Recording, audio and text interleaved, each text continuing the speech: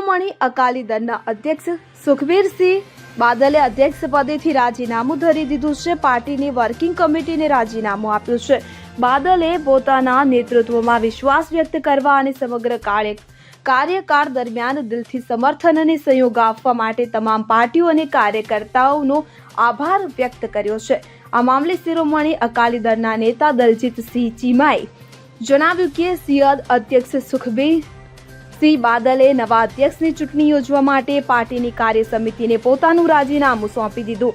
તેમણે પોતાના નેતૃત્વમાં વિશ્વાસ વ્યક્ત કરવા અને સમગ્ર કાર્યકાળ દરમિયાન દિલથી સમર્થન અને સહયોગ આપવા માટે તમામ પાર્ટી નેતાઓ અને કાર્યકર્તાઓનો આભાર માન્યો હતો. મહત્વનું છે કે સુખબીરસિંહ બાદલે પાર્ટી અધ્યક્ષ પદથી રાજીનામું એવા સમય આપ્યું છે કે જ્યારે 20 નવેમ્બરે પંજાબની 4 વિધાનસભા બેઠકો પર પેટા ચૂંટણી થવાની છે.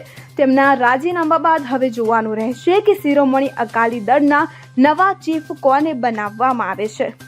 Bureau report CN24 news. હવે જુઓ દેશ દુનિયાની તમામ ખબરો તમારી આંગળીના ટેરવે. ઉઠાવો મોબાઈલ અને Google Play Store પરથી ડાઉનલોડ કરો અમારી CN24 ન્યૂઝ મોબાઈલ એપ.